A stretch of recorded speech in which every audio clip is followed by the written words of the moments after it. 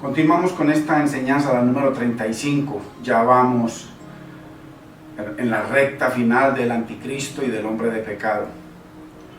Así que es una bendición que el Señor nos haya permitido llegar hasta esta enseñanza.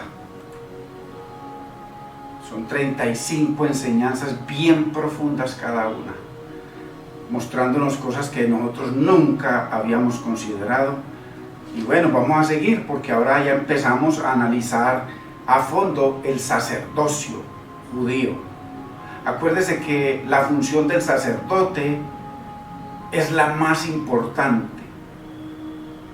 Nuevamente traigo a la memoria, el Señor los había sacado de Egipto y les dijo: os saco de Egipto sobre alas de águila, para que seáis mi especial tesoro, un pueblo santo y de sacerdotes. Entonces, no dejemos de considerar esto, hermanos. El llamado era para que fuese un pueblo, ojo, no una tribu de sacerdotes, sino un pueblo santo y de sacerdotes. O sea, cada persona, cada israelita fue llamado a ser un sacerdote. ¿Y qué pasa? Que al sacerdote Dios se comunica con él. Tal es así que en el nuevo pacto el Señor dice: ya pondré mis leyes en vuestra mente y en vuestro corazón las escribiré. O sea, de cada una de las personas con las que haga nuevo pacto con Dios. Dice, ninguno tendrá que enseñar al otro, sino que todos seremos enseñados por Dios. Entonces mire el llamado del Señor, que Israel no lo aprovechó, porque llegó un momento en que cuando el Señor, ya lo había mencionado, cuando el Señor los llevó al monte de Egipto, de Sinaí, les dijo que se prepararan porque Él iba a bajar a hablar con el pueblo. Y el pueblo terminó diciendo: dile a Moisés, le dijeron: dile al Señor que no hable más con nosotros, sino que hable contigo. O sea, pidieron un intercesor, y nosotros hablaremos contigo y ya tú hablas con Él. Hasta ahí llegó, pero la promesa era que los había sacado de Egipto para que fuesen un pueblo santo y de sacerdotes. Y en el Nuevo Testamento, claramente, en el Nuevo Pacto, cuando el Señor habla de una nueva nación, que está en Primera de Pedro, capítulo 1, versos 6 al 10, el Señor claramente les dice en el verso 9: vosotros sois linaje escogido. Está hablando a la iglesia, constituida por judíos y por gentiles, real sacerdocio. O sea, mire, le dice de que son un sacerdocio real, o sea, al pueblo. Y les dice: una nación santa. Mira, cada uno, como el llamado en Éxodo capítulo 19, versos 4 y 5. Ese era el llamado para que todos fuéramos sacerdotes. Entonces, muy importante que nación santa, pueblo escogido por Dios, o sea, un real sacerdocio, un sacerdocio verdadero, todo el pueblo. Entonces, ese era el llamado del Señor. ¿Por qué? Porque así cada uno somos responsables delante de Dios. Por eso es que el llamado es individual, la salvación es individual, la relación es individual, el fruto es individual, ya no por equipos, ni por familias, ni por iglesias, ni por ciudades, ni por países, individual. Muy importante entender esto, porque ese es el llamado original del Señor. Entonces, en ese llamado, lo más importante para Dios era que el pueblo fuera un pueblo santo y sacerdotes. No había llegado a eso. Cuando vino el Señor, había un sacerdocio y el resto era el pueblo. Pero el Señor los iba a convertir a todos como un pueblo de sacerdotes y gente santa. Pero el sacerdocio que tenía la responsabilidad de llevar el pueblo a la presencia del Señor, de enseñar la palabra del Señor, como lo vimos en Malaquías capítulo 2, verso 7, donde el Señor les dice que, vamos a leerlo, hermanos, Es muy importante porque necesitamos entender la palabra del Señor. Mire, Malaquías es fácil. Malaquías 2:7 dice: la ley de verdad estuvo en su boca, iniquidad no fue hallada en sus labios. En paz y justicia anduvo conmigo, y a muchos hizo apartar de la iniquidad. Eso es lo que hace el sacerdote, eso es lo que hace el pastor, eso es lo que hace el predicador. Entonces, verso 7: porque los labios del sacerdote han de guardar la sabiduría. El sacerdocio que había en ese momento, según Jesucristo, en Mateo capítulo 23, verso 1 y 2, les dice de que esa gente estaban sentados en la cátedra de Moisés, y que lo que le enseñaba al pueblo la palabra, pero que no obedecían, y que además los habían llenado de mandamientos de hombres. Entonces, ¿qué les dice el Señor? Porque los labios del sacerdote han de guardar la sabiduría, y de su boca el pueblo buscará la palabra de Dios, la ley del Señor, porque mensajero es del Señor de los ejércitos. Entonces es muy importante, hermanos, que el sacerdocio es lo más importante para el Señor. Y el sacerdocio, cuando vino Cristo, estaba totalmente corrompido. Ya les mencioné, usted lo puede averiguar fácilmente, que cuando vino el Señor, al sumo sacerdote lo nombraba Roma. Roma lo nombraba, porque ya ellos habían hecho un pacto con Roma. Entonces, muy importante que entendamos, hermanos, de que ya para terminar esta enseñanza, ya vamos terminando, entendamos la importancia del sacerdocio. Entonces nos estamos enfocando en el sacerdocio siglo I, no ahora. Lo que vamos a leer de la palabra y lo que hemos leído no tiene que ver nada con hoy en día. Lo único que tiene que ver es aplicación, porque el Señor nos dejó su palabra. La constitución del reino es la palabra. Nosotros no tenemos que ser los originales que escribieron la constitución en este país, ¿cierto? Para que tenga aplicación en nosotros. No, la escribieron hace 100, 230 años, los años que haya sido, y para nosotros sigue teniendo la misma aplicación. Eso es la Biblia. Eso es la Biblia. No busque ningún acontecimiento que ocurra, excepto la venida del Señor. Entonces, leemos en el nombre del Padre, de nuestro amado Señor y Salvador Jesucristo y de su Santo Espíritu. Segunda de Tesalonicenses 2:3. Nadie os engañe en ninguna manera. Está hablando Pablo a los tesalonicenses hace 2000 años. Porque no vendrá el Señor Jesucristo sin que antes venga la apostasía. O sea, la venida del Señor tenía que ser después de la apostasía. Y la apostasía, ya entendemos nosotros, que tiene que ver con apartarse del Señor, ser de adentro del Señor y cambiar de equipo. En lo natural, en la política, es usted ser demócrata y cambiarse a republicano, la enemistad más grande que hay entre los dos partidos. Miren, en este momento Estados Unidos está dividido entre republicanos y demócratas. Entonces es usted pasarse y con todos los secretos y con todas las ventajas que conocía, llevárselas a los otros y mostrárselas y ponerlas al servicio de los otros. Eso fue lo que hizo el sumo sacerdote, el sacerdocio, el Sanedrín, los fariseos, todos ellos, cuando en cabeza de uno llevaron a todo el pueblo a un pacto con César. Entonces, porque no vendrá el Señor sin que antes venga la apostasía. Eso es lo que es apostasía: estar adentro y ahí mismo adentro ser un traicionero. Eso es lo que es apostasía.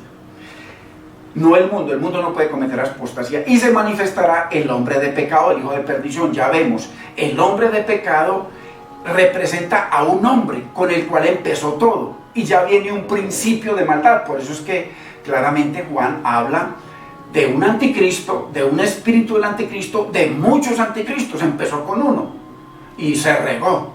Por eso es que anticristo significa simplemente en oposición u opuesto a Cristo. Todo lo que la palabra anti simplemente significa opuesto. Eso es todo, no significa diablo, nada que ver. Entonces, y anti, pues el sumo sacerdote se opuso a Cristo, la cúpula se opuso a Cristo, los fariseos se opusieron a Cristo, los escribas se opusieron a Cristo, etcétera, etcétera. Entonces, y se manifiesta el hombre de pecado, el hijo de perdición, el cual, mírenlo aquí, mire cómo se va definiendo una apostasía entre unos que eran de adentro, se le tuercen al Señor, se le oponen al Señor, ya se alían para que declararle la guerra a Dios y se levanta contra todo lo que se llama Dios o es objeto de culto hacia Dios, tanto o al punto de que se sienta en el templo de Dios como Dios, haciéndose, usurpando la autoridad de Dios. O sea, ellos, acuérdense que cuando el Señor los acusa en Mateo 23, 1 y 2, el Señor claramente les dice, vamos a leerlo porque es importante. Es importante. Mire lo que le dice el Señor en el verso 1. Entonces habló Jesús a la gente y a sus discípulos diciendo, en la cátedra de Moisés, miren lo grave, o sea que esa cúpula o ese sacerdocio corrompido, corrupto, perverso que se encontró Cristo cuando vino, se sentaron en la autoridad como si fueran Moisés, pero Moisés ya había profetizado que el que se iba a sentar en su cátedra era Jesucristo, era el Mesías, era el profeta. El que no escuche, el Señor os levantará profeta, como a mí a él oiréis, y el que no escucha a ese profeta será destruido. Entonces, muy importante, entonces le dice el Señor, en la cátedra de Moisés se sientan los escribas y los fariseos. Acordémonos, muy importante entender la palabra, hermanos, muy importante. Escribas eran los que tenían que ver con la escritura. Acuérdese que el Señor los llama en Jeremías 8:8, que ellos habían cambiado la verdad de Dios por la pluma mentirosa de los ancianos. Esos son los escribas, ok. Y los fariseos es esa cúpula, toda esa cúpula era fariseo, del sumo sacerdote para abajo. Acordémonos que ya vimos de que cuando Nicodemo va a visitar al Señor, lo primero que dice en el verso 1 y 2 es que un fariseo llamado Nicodemo fue a visitar al Señor, era fariseo, Pablo era fariseo, Gamaliel era fariseo, etcétera, etcétera. Entonces, muy importante que entendamos, hermanos, la palabra del Señor. Así que los escribas y fariseos, así que todo lo que ellos digan que guardéis, guardadlo y hacedlo, mas no hagáis conforme a las obras, porque a sus obras, porque ellos dicen y no hacen. Entonces, muy importante. ¿Por qué? Y ahí empieza a decir, porque atan cargas pesadas y difíciles de llevar y las ponen sobre los hombres. Cargas, 6.000 mandamientos. Eso fue lo que ataron, 6.000 mandamientos que se sentaron como si fueran la palabra de Dios, con lo que habían escrito esos de Jeremías 8:8, la pluma mentirosa de los ancianos, escribieron el Talmud, y eso eran las cargas, los mandamientos que le daban al hombre para que los guardaran. Dice que nadie puede guardar, que ellos tampoco los guardan. Entonces, muy importante entender que esto viene desde atrás. Por eso el Señor, cuando les dice, ustedes simplemente acabaron con todo lo que el Señor les mandó, no les dijo, ustedes llenan la medida de sus padres. O sea que esa medida se seguía llenando hasta que se rebosó. Es muy importante que entendamos la palabra, hermanos, muy importante. Entonces, escriba se refiere a toda esa cúpula. Si usted averigüe hoy en el internet, métase simplemente que de dónde viene el judaísmo de hoy, le van a decir que del fariseísmo, de ahí nació el judaísmo, porque toda esa cúpula era farisea. Averígüelo por ahí, se demora 1 minuto averiguando, y en español, muy fácil. Entonces, usurparon el templo y se hicieron pasar, o sea, se sentaron en la autoridad de Dios como si fuera ellos la autoridad de Dios, sabiendo que la cátedra de Moisés le correspondía al Mesías. Lo rechazaron, se sentaron en la cátedra de Moisés, lo que daban ellos eran leyes, y rechazaron la palabra que salía del profeta según Moisés, Jesucristo. Entonces, muy importante que entendamos estas cosas, hermanos, que son básicas y fundamentales, porque si no entendemos esto, no vamos a poder asimilar y guardar para cuando lleguemos a Apocalipsis. Es importante que ya todo esté claro en su mente, en su corazón, en nuestro intelecto, que son realidades, son verdades bíblicas e históricas. Entonces, seguimos en la recta final del hombre de pecado y del anticristo, que es lo mismo. es un espíritu contrario, anticristo, hombre de pecado, porque hombre de maldad y que está dentro de la iglesia del Señor, la iglesia del primer siglo. Entonces, muy importante también que entendamos, esto es fundamental,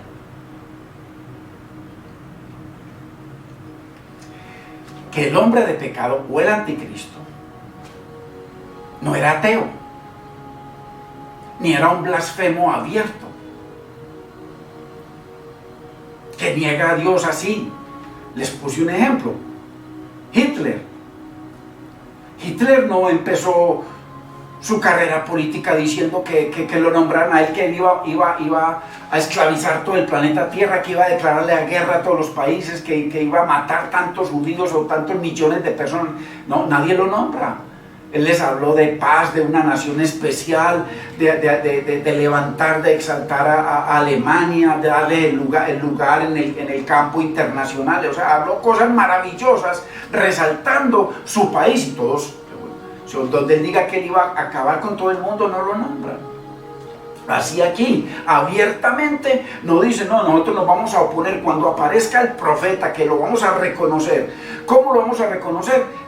Cristo dice cómo, el Nuevo Testamento dice cómo, porque él hacía prodigios, milagros y maravillas que ningún hombre había hecho jamás, ni haría jamás. Y les decía que muchos de los profetas y de los hombres de Dios del primer testamento añoraban y deseaban y soñaban ver esas cosas y no las vieron. Y ustedes todos las han visto y las han vivido, un pueblo presente hace 2000 años. Entonces, muy importante que nos concentremos en que este hombre de pecado no era un ateo, no era un creyente. Y estaba bajo pacto con Yahweh. Acuérdense también otro muy importante que lo tengamos en cuenta, que el Señor únicamente se divorció de las 10 tribus perdidas. De Judá y Benjamín no se divorció. Y de Leví, que son esas tres comunidades que tipifican a Jerusalén o a Judá. Entonces, de esos nunca se divorció, de esas tribus. Muy importante, que están catalogadas como una sola, como Judá. Entonces no era un blasfemo abierto, que se oponía a Dios y se levantaba contra Dios. Por eso Pablo les dice que ustedes, ya yo les dije quién es, ya les dije quién lo detiene. O sea, los tesalonicenses tenían claro todo eso, pero todavía no se había manifestado abiertamente. Todavía no. Porque como estaba adentro, el pueblo lo recibían como uno de la cátedra de Dios. Y como el pueblo siempre ha sido ignorante, ¿por qué? Porque no cumplió lo que acabamos de leer en Malaquías capítulo 2, verso 7. Que de los labios del sacerdote el pueblo bebería, tomaría, recibiría la palabra de Dios. No se la dieron, porque la torcieron, les daban, era puro Talmud, mandamientos de hombres. El Señor dice ahí que ni ellos mismos podían guardar. Entonces, muy importante, hermanos, que esto es fundamental, entender estas cosas, ¿cierto? Muy importante, porque ellos estaban de adentro, y desde adentro era que ejercían la maldad. Miren, eran como muchos, o sea, como funciona el espionaje a nivel mundial. Va un espía norteamericano y se casa con una mujer rusa, y viven tranquilamente como todos los llevan pero por debajo él es un espía, usa a la esposa. A veces las mujeres se casan con esos tipos sin saber quién es, las usan, a veces terminan enamorándose y terminan en tremendos problemas, pero en realidad así es como funcionan desde adentro para poder destruir. Ellos seguían adentro, ellos se divorciaron de Yahweh, rechazaron la palabra. Dios los llamó de la pluma mentirosa de los ancianos y de los escribas, pero seguían adentro, haciéndose pasar por Dios. Lo acabamos de leer ahí.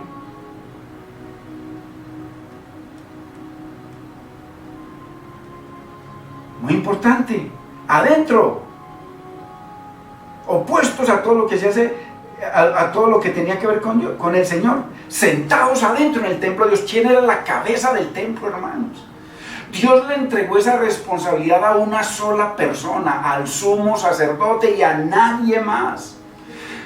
Dicen en muchos versículos en el Primer Testamento que el Señor le entregó todo el sacerdocio, lo que eran los meranitas, los gersonitas y los coactitas, se les entregó a Aarón y a sus hijos. O sea, que ellos tenían que trabajar para Aarón, o sea, todos dependían de Aarón, del sumo sacerdote, y aquí lo vemos hace 2000 años.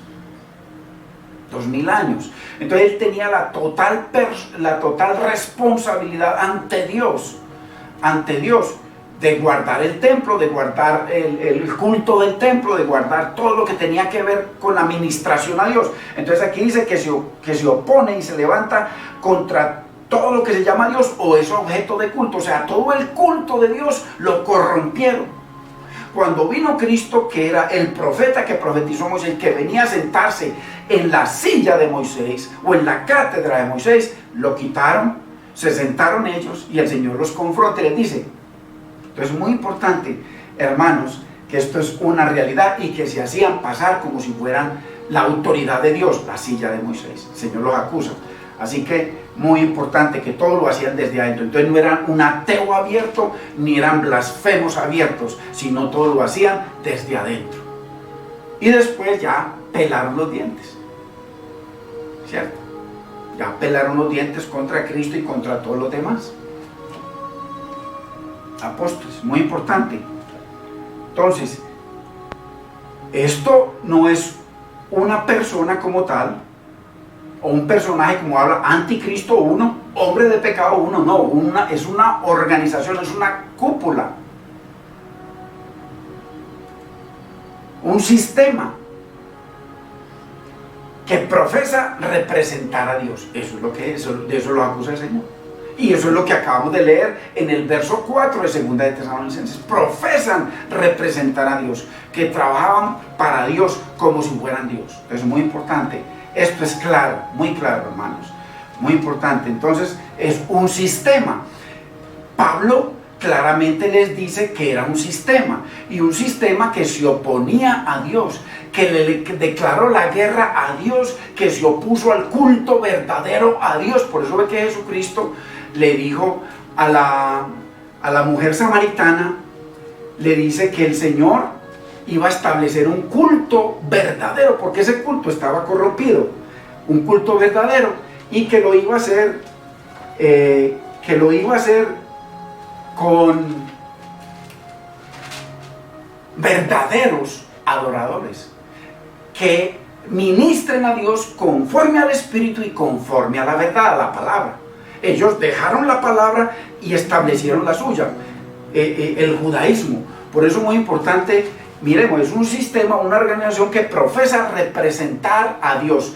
Pero mire Pablo lo que dice acuérdense que Pablo era de ese sistema. Pablo asegura que él pertenecía a ese sistema. Y él le dice a los Gálatas, acuérdense, hagan memoria de lo que yo hacía cuando estaba en ese sistema. Y lo llama judaísmo.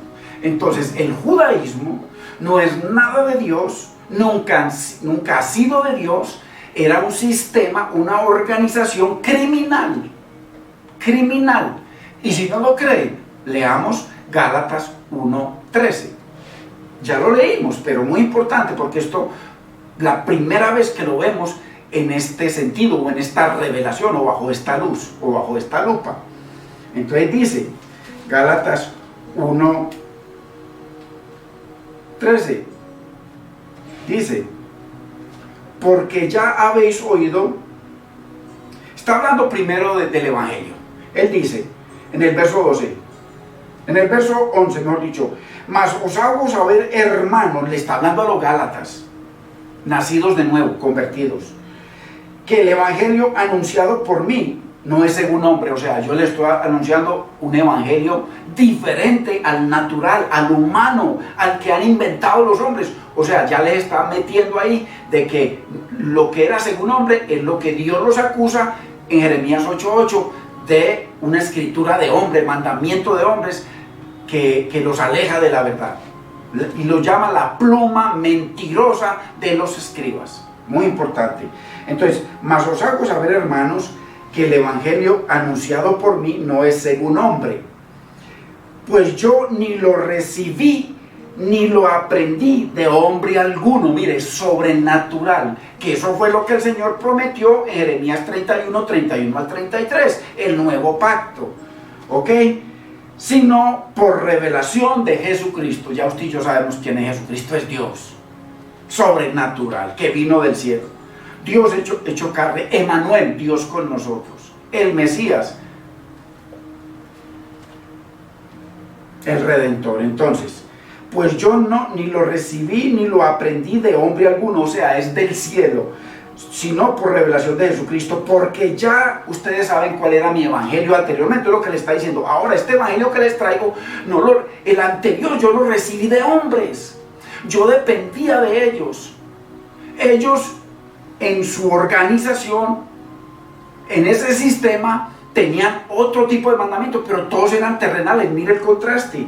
Porque ya habéis oído acerca de mi conducta en otro tiempo en el judaísmo. Esa es la organización criminal. El judaísmo, ojo, hace 2000 años. Hoy en día, nada que ver. O después del año 70, para ser más preciso, nada que ver. Porque el Señor claramente le habla a una generación especial, la más especial del mundo.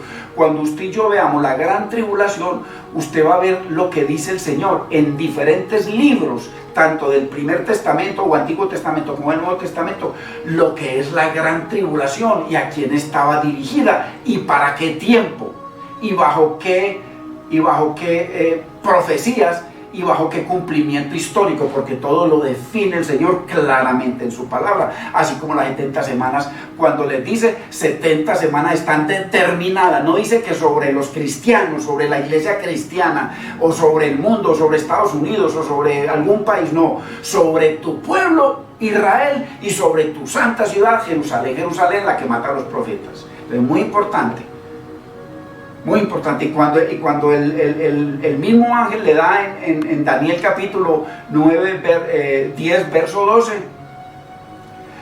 que le dice de que le da la revelación de todo lo que iba a acontecer, y le dice que todo eso, esto le va a acontecer a tu pueblo en los postreros días. Y ya nosotros vemos quién es el que define los postreros días, si los maestros y las escuelas de interpretación o la palabra de Dios. Muy importante, hermano, me gusta recalcar eso. Entonces, porque ya habéis oído acerca de mi conducta en otro tiempo en el judaísmo. O sea, les está hablando, les estoy presentando un evangelio que es extraterrestre, es del cielo, me lo dio Jesucristo, que murió, resucitó, fue empoderado al cielo, bajó y dijo toda potestad me da en el cielo y en la tierra, y les dio poder a la iglesia. Entonces, ese evangelio que les estoy presentando no es el que ustedes sabían de mí, ustedes sabían de otro evangelio y de otra actitud en mi vida, ¿ok? Y de otra conducta, porque ya habéis oído acerca de mi conducta, mire, en el judaísmo, que perseguía sobremanera a la iglesia de Dios y la asolaba. O sea, ya hemos visto muchos versículos en donde Pablo claramente muestra que él recibía cartas del sumo sacerdote, de los sumos sacerdotes, del Sanedrín, de los ancianos, de toda la cúpula. Él recibía, pero no solamente él, ellos no tenían un solo emisario, de allá sale la palabra asesino, un solo asesino, no que tenían muchos, es una organización, cuando estaban en todos los países. Lo dice el Nuevo Testamento, ya hemos visto mucho de eso. Entonces, muy importante que entendamos que ya habéis oído acerca de mi conducta en otro tiempo en el judaísmo. Entonces, la organización criminal de asesinos que se opuso y se levantó contra Dios, contra el culto de Dios, contra todo lo que se llama Dios, contra los apóstoles de Dios, contra los profetas de Dios, contra el templo de Dios, contra el reino de Dios, contra el evangelio de Dios, contra el nombre de Dios, contra todo lo que se llama Dios. Ya sabemos que era una organización, y Pablo dice que él se oponía a todo eso y quería asolarlo, o sea, quería desaparecer. Lo mismo que le dice el sumo sacerdote a Juan y a Pedro: ese nombre y esa fe, o sea, el evangelio de la gloria de Cristo, porque el evangelio glorifica a Cristo. Muy importante. Entonces, en el judaísmo, así que muy importante, hermanos, que entendamos de que es un sistema,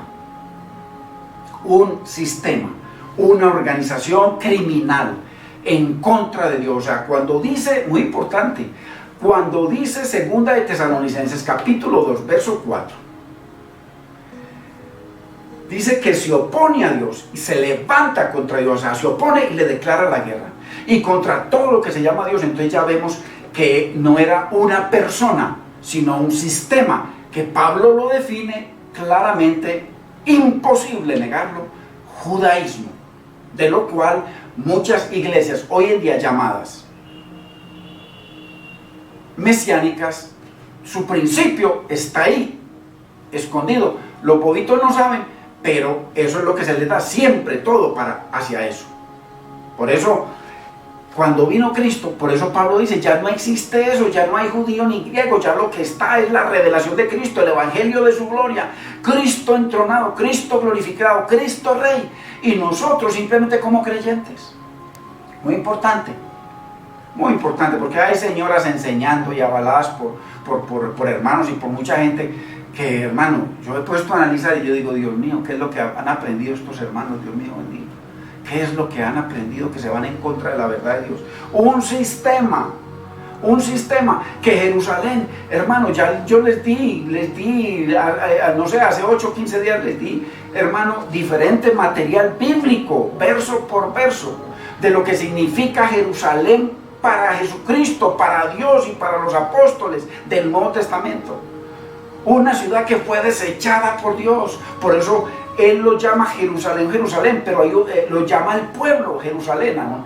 A un pueblo que estaba en total tinieblas contra Dios, que le declaró la guerra de Dios, y una nueva Jerusalén, de la que habla claramente Gálatas 4, 21 en adelante. Entonces, y por supuesto que el Señor llama a esa Jerusalén, o a esa gran ciudad, la llama Babilonia. ¿Por qué? Porque la llama Babilonia, y eso lo vamos a ver cuando veamos la gran ramera. La llama Babilonia porque fue de Babilonia, de donde nació el Talmud babilónico, los 6.000 mandamientos, la pluma mentirosa de los escribas, Jeremías 8:8, a eso se refería el Señor cuando estuvieron los 70 años allá cautivos o esclavos en Babilonia. Allá aprendieron todo eso en Babilonia y de ahí nació el Talmud babilónico. Hay otro Talmud de Jerusalén, pero eso no lo tienen en cuenta, es el babilónico, que ellos dicen que esa es su única y verdadera Biblia.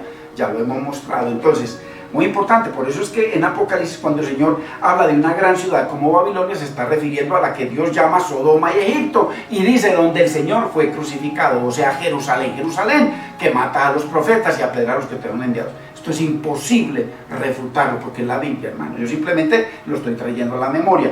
Entonces, vemos de que esto es un sistema u organización criminal que daban cartas para matar. Aquí Pablo lo acabó de afirmar, que la conducta de él era ir y perseguir, asolar y acabar con la iglesia, matar la iglesia. Lo mismo que dijo el sumo sacerdote.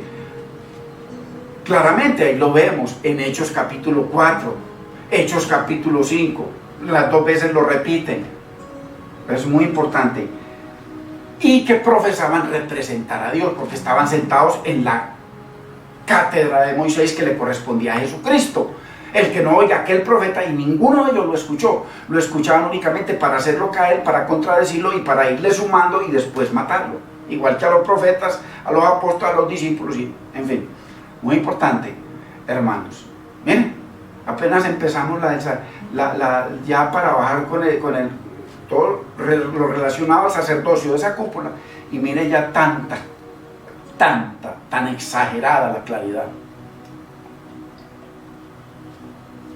Muy importante, hermanos. Y entonces estaba sentado bajo la autoridad como si fuera Dios. Muy importante.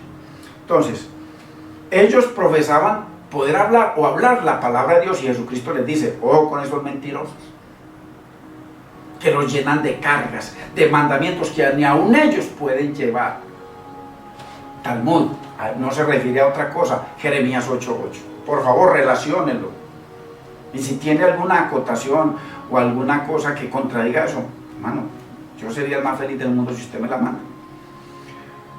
Entonces, decretaban leyes, y de ahí salió lo que ellos llaman, dizque Torá oral, que eso es una mentira. La única Torá oral es, la única vez que Dios menciona de la Torá oral es Jeremías 31, 31 al 33. Oral significa que no hay nada escrito, sino pondré mis leyes en vuestra mente y en vuestro corazón la escribiré.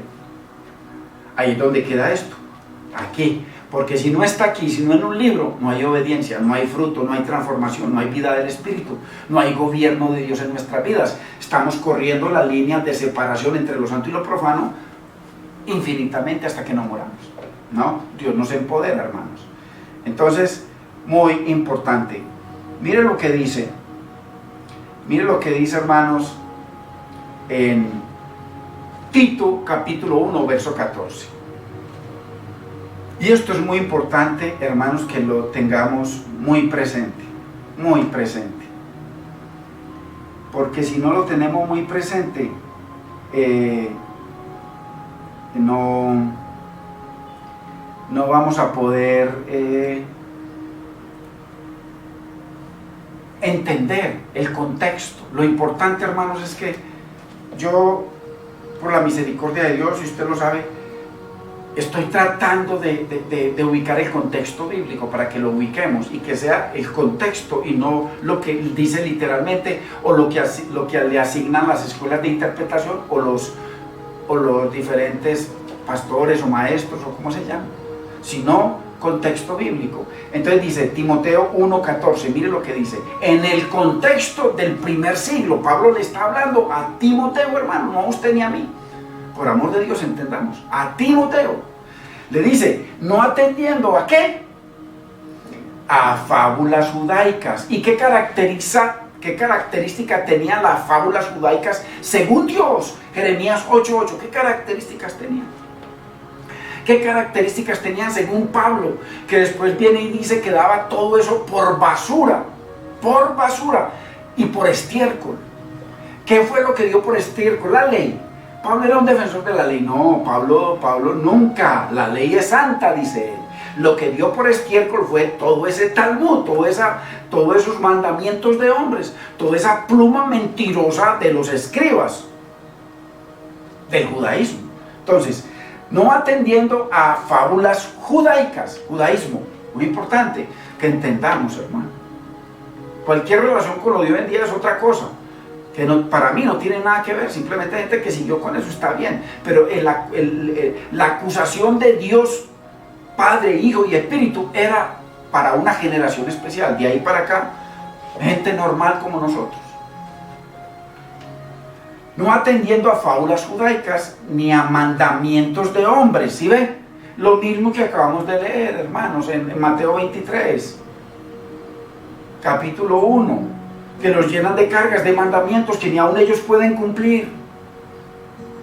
Cuando ocurre el concilio de Jerusalén, viene Pedro y le dice al pueblo que él tuvo una experiencia con el Señor y que fue a predicarle a Cornelio y a su familia y vio cómo se derramó el Espíritu Santo sin él decir nada, con la boca callada, y vio el mismo poder que vio en Pentecostés. Ahí mismo se acordó. Entonces por eso les dice, lo mismo, no hizo diferencia entre nosotros, lo mismo que pasó el día de Pentecostés pasó allá. Comenzaron a hablar en otras lenguas y nosotros que somos judíos y mis compañeros que fueron conmigo los entendían. ¿Por qué? Porque no estaban hablando y todas las cosas que hablan hoy en día, sino lenguaje, idioma. Y ellos dicen que los escuchaban adorando a Dios, o sea, glorificando a Dios, exaltando a Dios, bendiciendo a Dios. ¿Cómo? En su propio lenguaje. Lo puso a hablar el Espíritu Santo, léalo por favor. Eso está en Hechos capítulo 10. Entonces, les dice que no, que de todas maneras ellos se tienen que circuncidar y tienen, no les pongamos cargas que ni nosotros podemos llevar. Ellos cuando eran legalistas tenían miles de cargas y el Señor los libertó. Entonces, muy importante, no atendiendo a fábulas judaicas ni a mandamientos de hombres que se apartan de la verdad. ¿Y cuál es la verdad? La palabra de Dios. ¿Cuál es la verdad? Cristo. ¿Cuál es la verdad? El Evangelio de la gloria de Cristo y de la gloria del Padre. Entonces, se aleja, ¿qué? el judaísmo. De ahí dice Pablo que por milagro de Dios lo sacaron ahí de ser un asesino, que él mismo dice cuando fue llamado, y a mí me llamó el Señor como el último, como el abortivo, porque perseguía y asolaba, mataba a la iglesia. Bueno, la palabra. Entonces, eso fue lo que hizo esa cúpula que tenían. Sus fábulas, sus mentiras, esos libros del Talmud llenos de mentiras de hombres que se contradicen a sí mismos. Usted escucha a Gilel y al otro sabio judío, al otro anciano, Gilel, y el otro, ¿cómo es que se llama? Shammao. El uno decía que era rojo y el otro decía que era blanco. El uno decía que era negro y el otro decía que era blanco. Y entonces la conclusión es que los dos tenían la razón. ¿Por qué? Aprobando mentiras. Y así es todo eso, disertaciones de hombres, y a todo eso sometieron al pueblo, no a la verdad de Dios. Por eso Pablo le dice a Timoteo, no atienda, le está hablando es a Timoteo. Timoteo, cuídate que tú has sido enseñado en la verdad, no atienda. Parece que Timoteo estaba ilusionando con todas esas mentiras. Perdón, Tito, que era griego, no te fascines con esa mentira, no los atiendas, que eso son mentiras. Son fábulas, se las creyeron porque quisieron para rechazar al Señor y se alejan del evangelio de la gloria de Cristo, es lo que le está diciendo. Y eso fue lo que hizo esa cúpula, esa organización judaica criminal en el primer siglo, que se apartaron de la verdad de Dios. Ojo, no en un futuro, primer siglo. Entonces, muy importante, hermanos, porque todo esto, estamos redundando en esto, es porque nosotros ya no hicimos una carrera en esto, apenas esto es nuevo para nosotros. Entonces, ¿qué pasó? Pablo le escribió a Tito una carta. Tito, un hombre de Dios, que no atendiera a esa cúpula mentirosa, porque él sabía, él había estado allá, él había sido miembro de esa cúpula, miembro del judaísmo, porque ellos promulgaban el Talmud, todo esto en el primer siglo.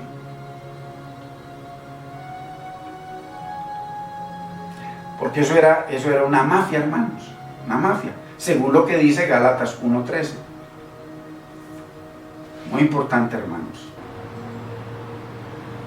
Aquí es importante que usted y yo le pongamos atención a esto, porque aquí es importante que usted y yo meditemos, que usemos nuestra mente y analicemos. Acuerde que hay bendición para la meditación, según el Señor, y llama bienaventurado al hombre o a la mujer que medita en la palabra del Señor, que se goza en ella y en ella medita. Entonces, vamos a meditar aquí en esto. ¿Por qué? Porque ¿cuál es la enseñanza? De que va a haber una apostasía futura. Ya desde hace años nos vienen diciendo que esto es apostasía, que pastores que se salen de la iglesia, esto, claro, eso es apostasía, pero aquí estamos hablando, aquí estamos hablando de un contexto escatológico, un contexto profético, un contexto histórico que tenía que ver con la venida de Cristo, con el establecimiento del reino, con la venida del Espíritu Santo, con una oposición que él iba a recibir, de que no lo iban a aceptar ni como profeta, ni como rey, ni como sacerdote, como nada. Entonces, muy importante, hermanos, que en ese contexto nunca en la vida va a existir, ni existió antes, una apostasía como esa. En ese contexto, porque necesitamos a Cristo, necesitamos a los apóstoles, necesitamos la primera venida del Espíritu Santo, necesitamos el establecimiento del reino por primera vez en el planeta Tierra. El reino cimentado en el Redentor, en el profeta, rey y sacerdote, que esa era su triple ministerio. Entonces, hoy en día, nada que ver, pero eso es lo que nos han enseñado por años y siguen enseñando. Entonces, mi pregunta es para que usted evalúe: ¿qué diablo o qué organización secreta? Que hay cantidades de organizaciones secretas a nivel mundial, de Estados Unidos, de Inglaterra, de Israel, no sé qué, de Sion, en fin, cantidad de organizaciones secretas que se unieron para apoderarse del mundo y a esclavizarnos a todos. Eso es lo que todo el día la gente se está pasando la nota. Entonces yo le pregunto, ok, que lo hagan, lo hacen bajo un deseo de poder y control, sí, pero eso no tiene que ver nada con la Biblia, nada, cero. Estamos hablando de Biblia y de un contexto histórico, profético, escatológico. No mezclemos eso, no permitamos de que las noticias corrompan la palabra. Nosotros lo que lo hemos permitido. Entonces mi pregunta es, ¿qué diablo o qué organización secreta podrá conquistar hoy lo que logró esa organización donde Pablo dice que perteneció, y ustedes son testigos de todo lo que yo hacía, que era un asesino, que quería borrar ese nombre del planeta Tierra? ¿Cuál nombre? Mire, le muestro cuál nombre. Ya lo he mostrado, pero se lo quiero volver a mostrar.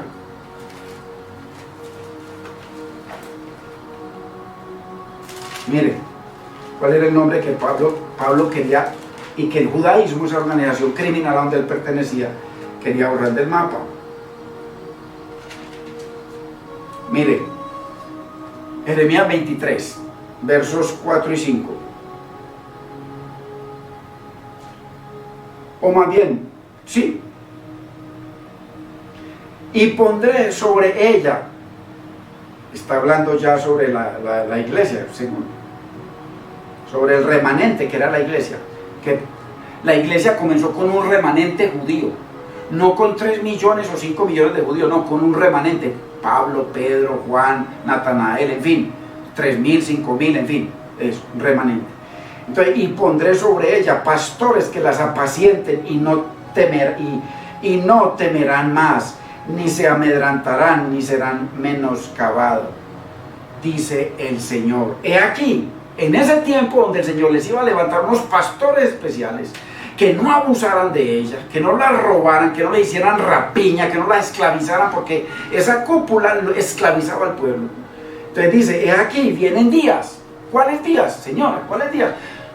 Está hablando de miles de años, porque eso es lo que están esperando. Vienen días, mire que la Biblia es específica. Dios es un Dios de orden. Podría haber ya avanzado con muchas notas, pero lo importante es que usted y yo aprendamos, hermano, despacio. Nos vamos a morir tarde que temprano. Estudiemos la palabra. He aquí que vienen días. ¿A qué día se refiere el Señor?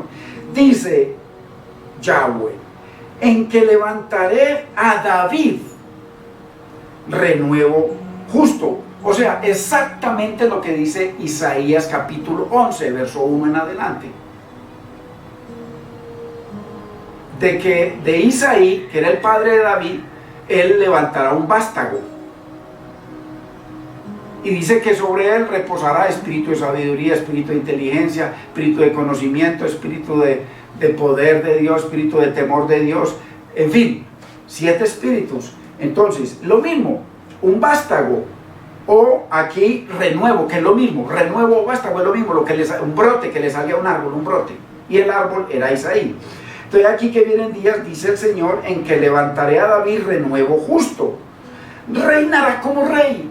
Ojo, ¿cuándo? Cuando lo levante, no cuando se acueste, porque el Señor ya se fue y ya no se sabe nada. No, cuando lo levante.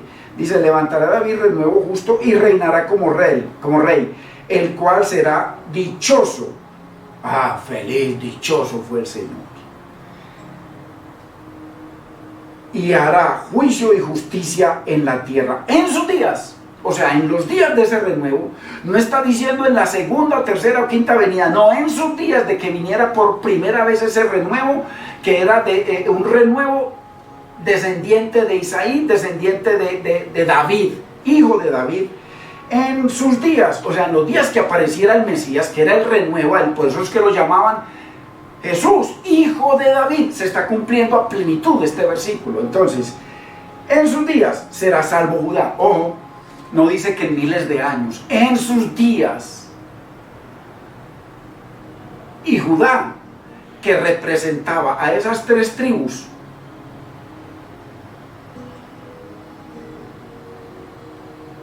Judá, Benjamín y Leví.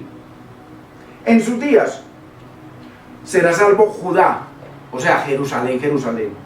E Israel, las 10 tribus perdidas, que claramente en sus días fue que se salvaron. Porque dice que en el día de Pentecostés, ahí estaban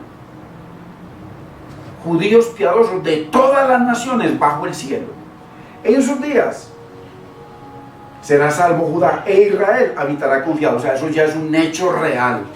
Los que vengan después del año 70 son simplemente pecadores de cualquier nación, llámela Estados Unidos, Rusia, Israel, llámela lo que quiera. Pecadores arrepentidos, no más.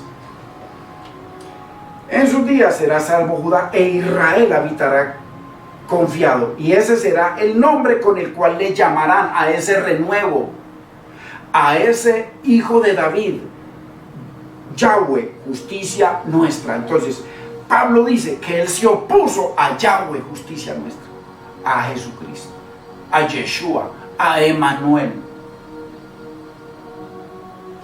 al Rey de Paz, del que profetizó lo mismo, Isaías 9:6. Porque un niño nos es nacido. ¿Quién? ¿Cuándo nació? ¿Va a nacer en un futuro? No, en sus días, ese niño. Un niño no es nacido.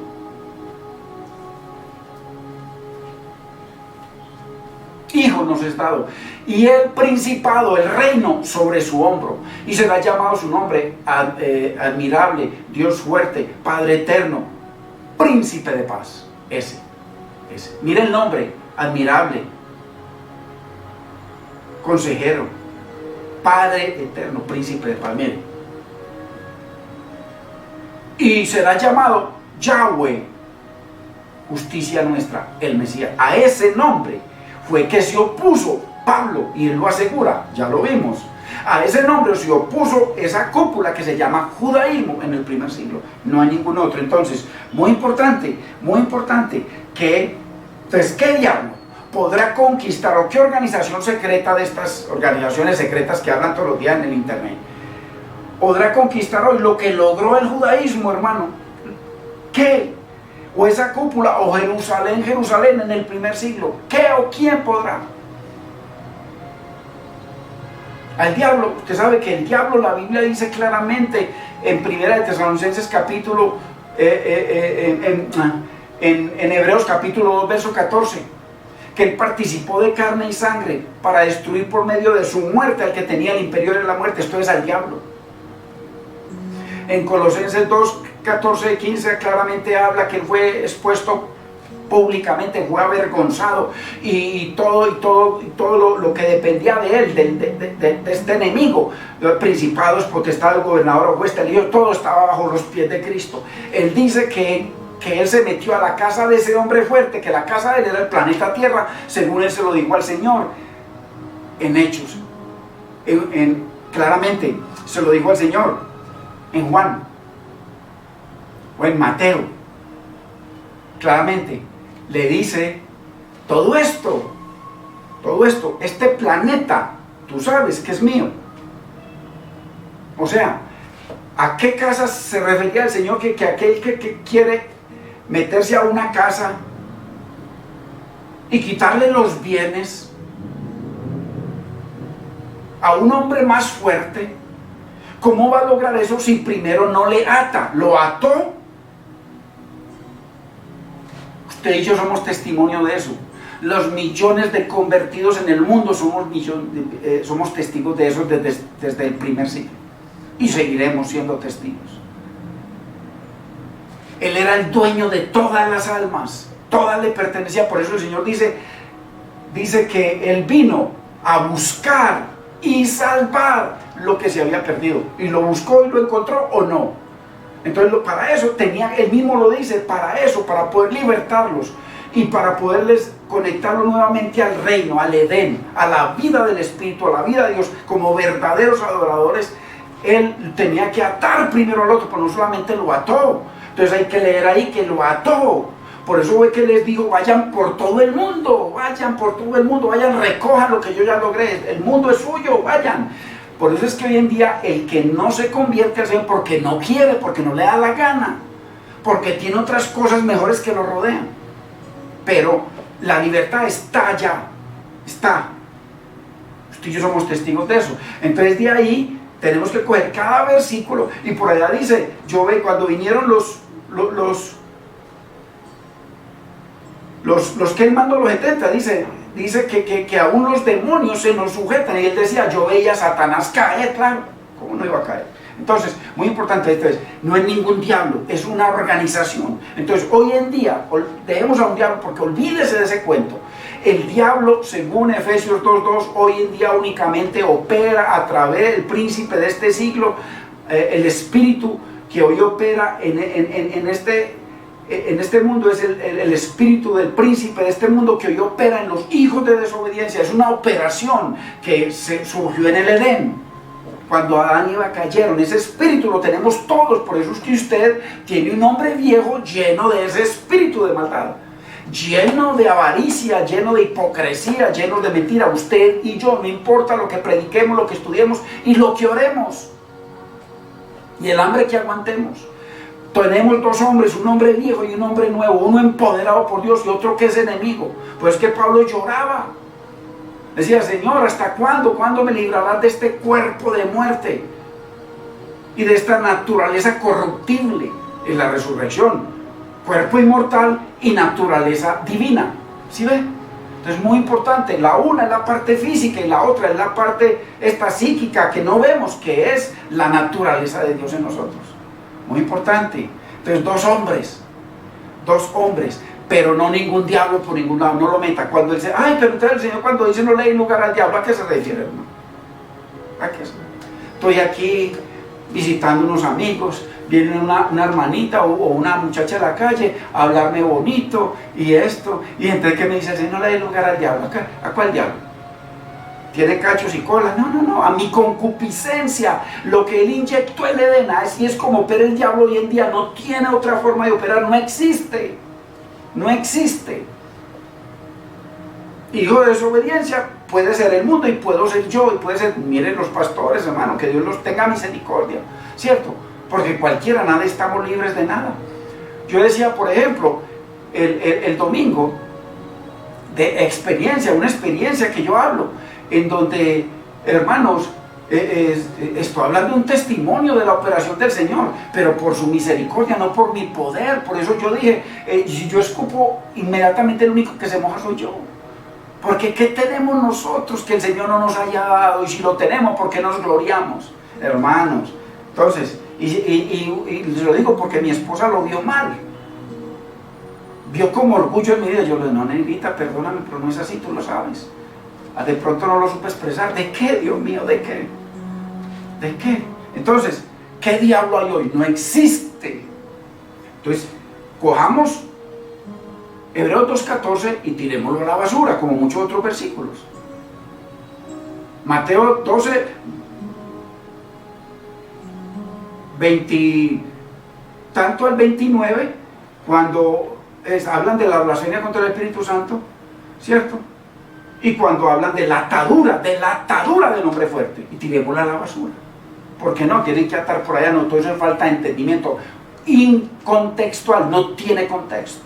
Pero todo eso nos quedó grabado acá. Entonces, pero eso lo vamos a ver, no nos peguemos de ahí. Entonces, ¿qué diablo hoy? Cuando dice no le dé lugar al diablo, que significa que no le dé lugar a la que duerme contigo, dice la Biblia, que nos cuidemos de la que duerme con nosotros, y la que duerme con nosotros, ¿quién es? No es la esposa, es esta carne, es este hombre viejo.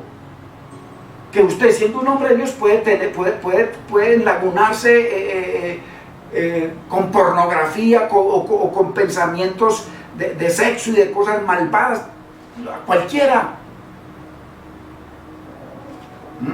Viene el Espíritu Santo para arrepentirnos, para pedirle perdón, para cuidar nuestra mente, nuestro corazón, o cuando pasan cosas por ahí así. A eso se refiere, no a ningún diablo por ahí, hermano. Uy, Dios mío. Entonces, sacamos el diablo, que ya lo vimos en las primeras enseñanzas, ya vamos en la 35, que queda una organización secreta entonces, para el futuro. Dígame, ¿qué organización secreta podrá lograr matar al Hijo de Dios? Apoderarse del templo de Dios. Matar a los apóstoles, matar a los profetas, matar a los discípulos, blasfemar contra el Espíritu Santo. Hermanos, decir que esa sangre de ese no sea de ese, y él estaba al frente de ellos en la venida del Espíritu Santo, en el establecimiento del reino. ¿Qué organización? Va a tener que nacer Cristo nuevamente, van a tener que nacer los apóstoles, etcétera, todo. Imposible. La organización hoy económica que haya, lo único es esclavizar a la gente. Listo, que nos pongan una inyección, una esclavización. ¿Y qué? ¿Y qué? ¿Y qué? Entonces es un cuento. Entonces, estamos centrados en la Biblia, hermanos. Por eso yo no quiero avanzar de aquí.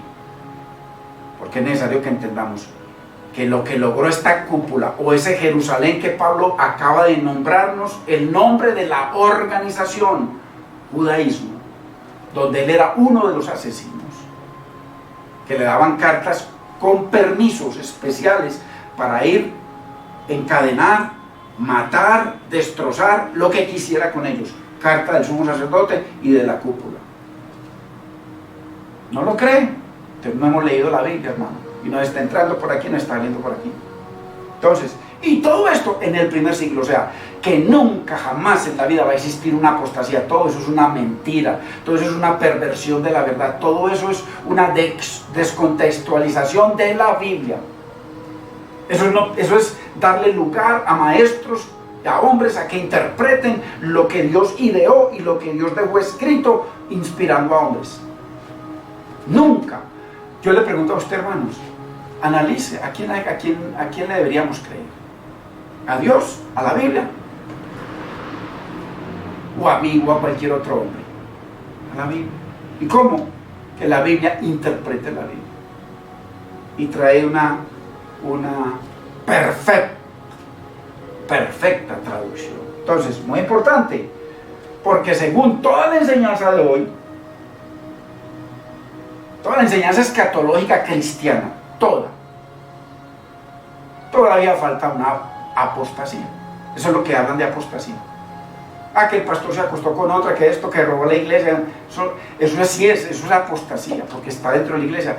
Pero estamos hablando, y el contexto que tenía que ser profética, escatológica, históricamente, la venida del Espíritu Santo, para poder blasfemar contra el Espíritu Santo. La venida de Cristo, y ellos blasfemaron contra el Espíritu Santo, la venida de Cristo, de los apóstoles, los profetas, o usted va a usar los profetas y los apóstoles de hoy, que según la Biblia es una contradicción de la verdad. Es lo mismo de lo que el Señor acusa a los escribas y fariseos en Jeremías 8:8, y el Señor los acusa en Mateo 23:1 y 2. Entonces, muy importante. Así que miremos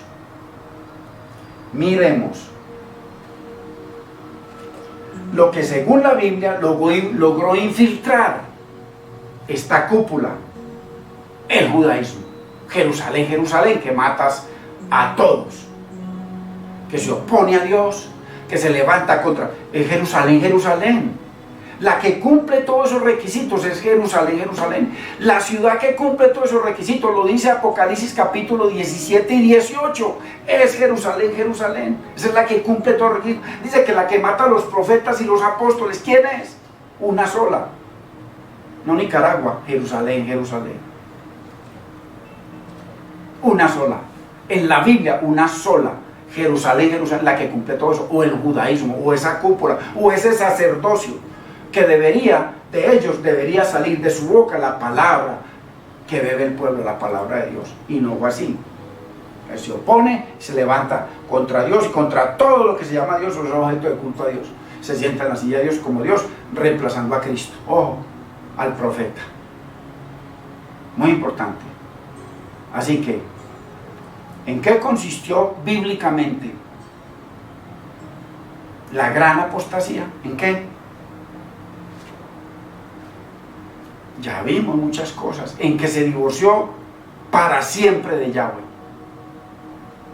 ¿Y cómo sabemos que fue para siempre? Porque el Señor les permitió ver a un hombre que estaba posicionado como la cabeza en ese momento, se llama Pilato, y ellos se lo entregaron a él para que lo juzgara. Claro que ya sabemos de que el sumo sacerdote y la cúpula ya había preparado unos falsos testigos.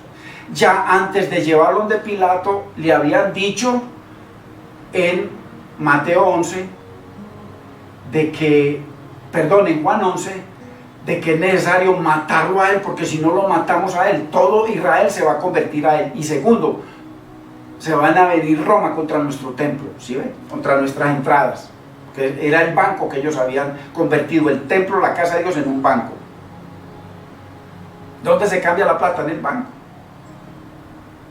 Todas las transacciones a través del banco, todo se hacía a través del templo. Lo habían convertido en la casa de mercado, así lo dice el Señor, banco. Entonces, este señor se los llevan a él, y este señor les da la oportunidad, les dice, no, yo no veo nada sucio, nada torcido, nada que no sea limpio en este hombre. Para mí, me lavo la mano, este hombre está limpio, y lo dejó en libertad. Y les dijo, le voy a entregar a otro, a Barrabás. Ahí mismo vino el sumo sacerdote y la cúpula y se opuso. No queremos a Barrabás. Si tú no lo crucificas, no eres amigo de César. Y el sello que pusieron fue un sello, anteriormente se sellaba todo con la sangre. Y le dijeron, él les dijo, a su rey van a crucificar. Hermano, ¿era el rey de Israel o no? ¿Era el rey de ellos o no? Él venía como rey, profeta y sacerdote para su pueblo, y los suyos no lo recibieron. Era. Entonces les dice, van a crucificar a su rey. Ellos dijeron, no tenemos más rey que César. Y el sello es que la sangre de ese sea sobre todos nosotros y sobre todos nuestros hijos. No dejaron afuera a nadie. ¿Qué fue lo que pasó en el año 70? Exactamente eso. ¿Sobre quién? Esa generación. ¿Cuál generación? La generación que mató a los profetas, que mató a los apóstoles, que mató a los discípulos, que se opuso al nombre de Dios, que se opuso al evangelio del reino de Dios, etcétera, etcétera, etcétera. Hermanos, más claro que esto. Entonces, esa cúpula logró divorciarse totalmente de Yahweh. Se casaron con Yahweh y ya la autoridad de ellos era Yahweh. En vez de decir aquí, santidad al Señor, pertenezco al Señor, pertenezco a César. César es el que nos defiende contra las demás naciones. ¿Sí ven? Se casaron con ellos, lo que dice el Señor en Isaías 30, versículo 1 y 31, versículo 1. Que se apoyaron en el brazo de carne, que porque tenía caballos y jinetes y fuerza y poder, y dejaron al Señor. Entonces, se divorciaron totalmente de Yahweh. Se distanciaron totalmente, no aceptaron a los profetas, los mataron, no aceptaron a los apóstoles, los mataron, no aceptaron a los discípulos, los perseguían a muerte. ¿Será eso apostasía? Y de adentro, ¿quién fue? Hermano, por amor de Dios, ¿quién fue el que los mandó matar? Judaísmo, Pablo lo dice, no se le olvide nunca, Gálatas 1:13. Él era, esa organización era la que le entregaba la carta para ir a matarlos. Entonces, ¿será eso apostasía? La apostasía. ¿Cuándo podrán cumplir una organización hoy esto? Rechazaron el reino de Dios. El Señor vino a establecer el reino. Entonces, muy importante, no aceptó lo que profetizó Moisés. El Señor, tan tremendo como a través de la boca de Esteban se los trae a la memoria en Hechos capítulo 7. Dice, este Moisés, ya lo dice, que rechinaban los dientes. Él les da un mensaje desde el monte Sinai, desde que lo sacó de Egipto, todo lo que el Señor hizo, y que dice que siempre se opusieron a Dios, siempre se opusieron a Moisés, que quisieron matarlo. Acuérdese cuando entraron a la tierra prometida y que el Señor les mostró unos árboles y unos frutos inmensísimos, pura bendición. Y ellos cuando vinieron, dice que todos ellos querían matar a Josué y a Caleb. Hermanos, siempre fue así. Nunca dejó de ser así.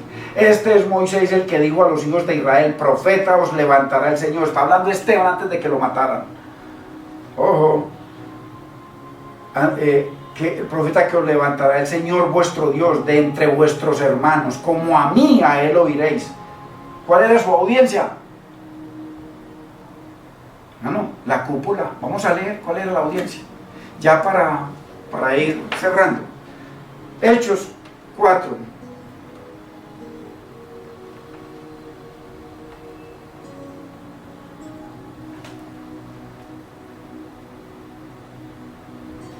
Miren lo que dice. En la predicación dice que se convirtieron miles, estaban felices y ahí estaba la cúpula. Mire, pero muchos de los que habían oído la palabra creyeron y el número de los varones era como 5,000. Imagínense, varones, cuántas mujeres, en fin.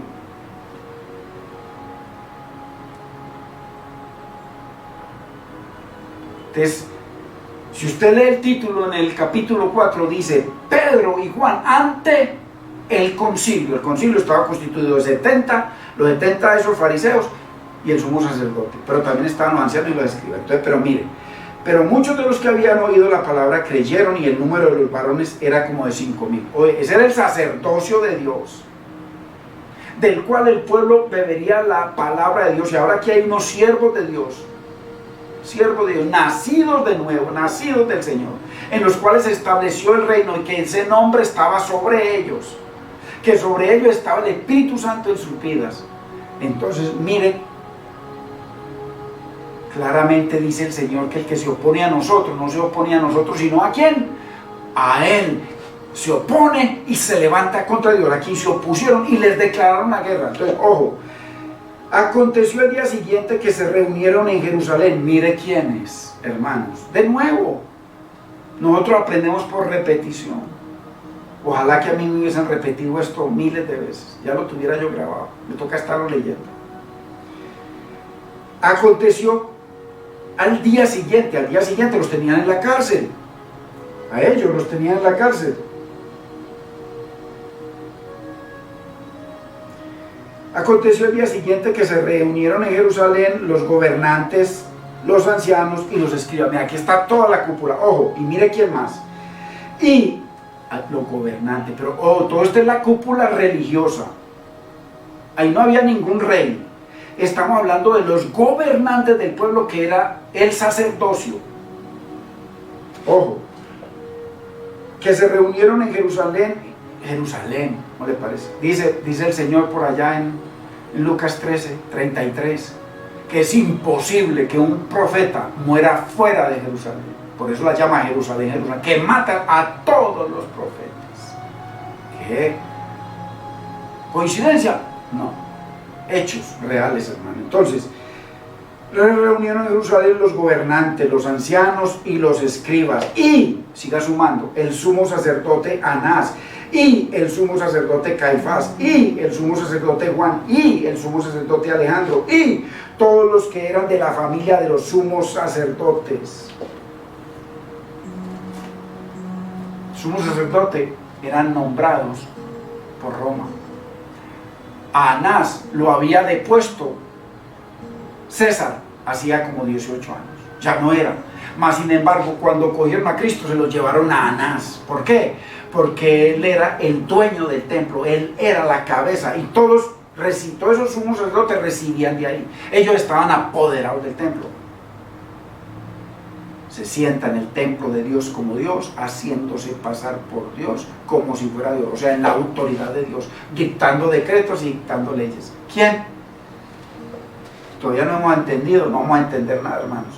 Entonces, miren, aquí le está trayendo a la memoria a Esteban, a toda esa cúpula. ¿Quiénes son los que están reunidos aquí? Esa cúpula.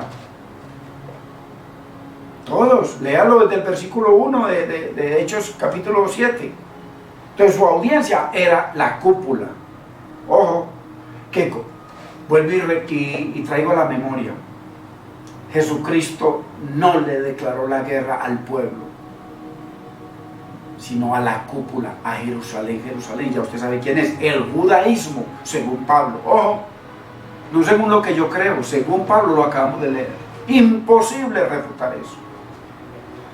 Rechazó, entonces seguimos viendo todo lo que rechazó esa cúpula, a todo lo que se opuso. ¿Quién? Esa cúpula. No está hablando de nadie más, no el diablo. ¿Qué diablo? Rechazó las profecías de Jacob cuando profetizó de que el reino les iba a ser dejado a ellos y el cetro hasta que viniera Silo. Y cuando él viniera se sujetarían a él, no se sujetaron a él. Él vino como rey, pero también vino como la cátedra de Moisés, la silla de Moisés. Lo quitaron de la silla, lo mataron. Ojo, ni el siervo que profetizó Isaías, ni el profeta de Moisés. Entonces, ni lo que profetizaron el resto de los profetas, que se tenían que cumplir en Jesucristo por la dureza del corazón de ellos. ¿Por qué? Porque tenían sus ojos puestos en el banco. Por eso le dijeron, es necesario que muera este hombre, este Jesús, que muera él. Tenemos que matarlo a él, para que no vengan los romanos y nos destruyan nuestro santo lugar, nuestro templo. ¿Cuál santo lugar? Nuestro banco.